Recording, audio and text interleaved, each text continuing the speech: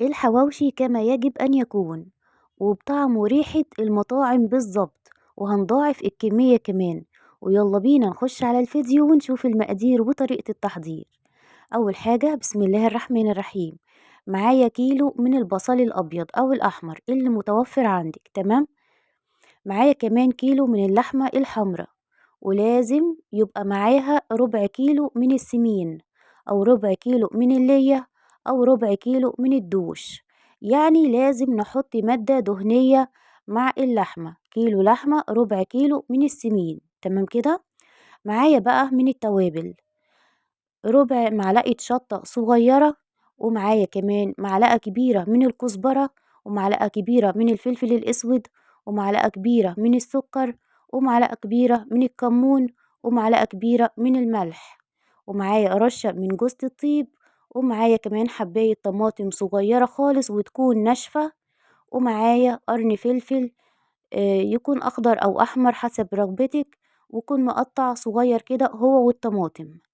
أما بالنسبة لعيش الحواوشي فلازم يكون نص سوا، تمام كده يا حبايبي.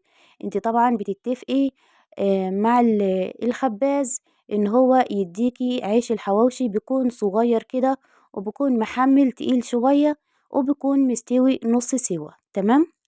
هنسمي الله بسم الله الرحمن الرحيم، وفي طبق كبير وهننزل بكيلو من البصل. وما تستغربوش وتقولوا إن البصل كتير، لأ، بيديله طعم حلو وسكرة حلوة كده وكمية كبيرة طبعا. هننزل كمان بالتوابل كلها اللي احنا ذكرناها، وما تنسيش تحطي رشة بسيطة خالص من جوز الطيب، بيخلي للحواوشي ريحة حلوة قوي، تمام. ما تكتريش لأن جوز الطيب بتبقى فيها مرارة بسيطة كده، تمام كده يا حبايبي. اللهم صل على النبي. هابتدي كمان أحط معلقتين من الطحينة، طحينة السمسم الخام، تمام كده يا حبايبي.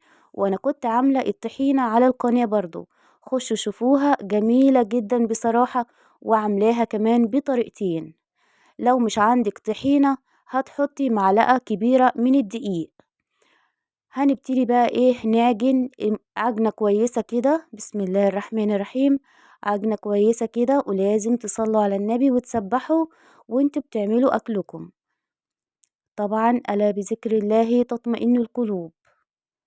اللهم صل على النبي. هنعمل ايه؟ هنجيب رغيف الحواوشي، هنعمل كور كده من اللحمة ونبتدي نفردها، ولازم تفرديها كويس جدا، تمام كده يا حبايبي.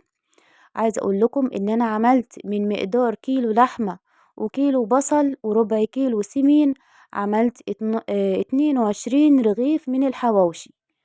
بصراحة كان طعمه حلو قوي وريحته جميلة. في ناس كتير بيحبوا يحطوا توم في الخلطة، تمام. فدي حسب رغبتك. انا بصراحة ما بحبش التوم في الحواوشي، انا ولا اولادي ولا زوجي، فعشان كده ما حطيتش توم. لكن لو انتوا من عشاق التوم في الحواوشي فحطوا حوالي كده فصين مفرومين في اللحمة، تمام كده يا حبايبي. اللهم صل على النبي. لازم تفردوا اللحمة كويس جدا في الرغيف، علشان ما يبقاش حتة في الرغيف فيها ايه لحمة وحتة ما فيهاش، وعشان كمان ياخد تسوية مظبوطة.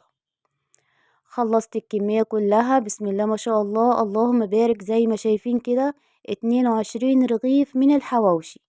هبتدي بقى ايه في صينية كبيرة كده او صغيرة، تمام. هحط فيها شوية زيت على شوية سمنة، وهبتدي أسخنهم، وهسوي الحواوشي على درجة حرارة متوسطة.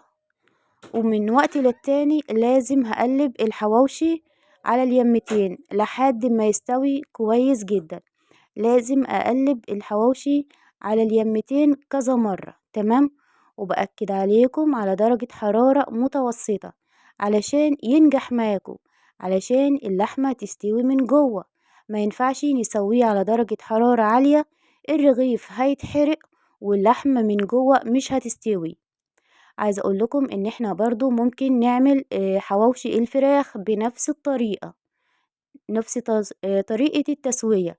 لكن التوابل حواوشي اللحمة ما بيحتاجش توابل كتير، لكن حواوشي الفراخ هو اللي بيحب التوابل شوية، تمام كده حبايبي. اللهم صل على النبي. لازم تسووا الحواوشي كويس جدا على درجة حرارة متوسطة وأقل من المتوسط كمان، وتقليب مستمر.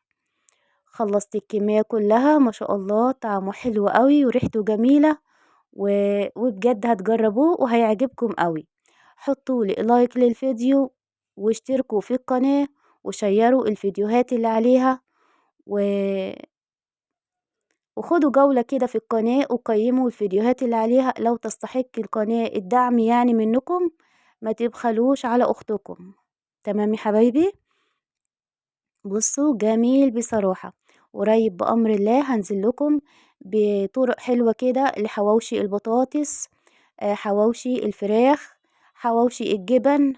أنا بصراحة بحب الحاجات دي قوي وبعملها كويس جدا، يعني أولادي بيحبوا ياكلوها من إيدي كويس جدا، بيقولوا طعمها حلو يا ماما.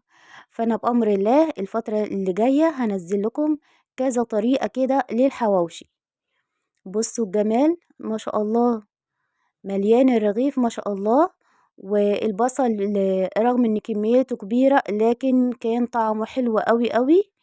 عارفين الحلو بزيادة هو ده، مش عشان انا اللي عاملاه والله، بس كان طعمه حلو خالص. بأمر الله هتجربوه هيعجبكم. هنقدم معاها ايه بقى؟ هنقدم معاه مخلل، هنقدم معاه سلطة خضراء، او سلطة زبادي، او سلطة طحينة. انا قدمت معاه سلطة طحينة، وكنت عاملة سلطة الطحينة في الفيديو بتاع كفتة البرغل الفيديو اللي فات. يعني انتوا لو عايزينها تعرفوا هي معمولة ازاي يعني، هي سهلة مش صعبة. صحة وعافية عليكم ومع ألف سلامة.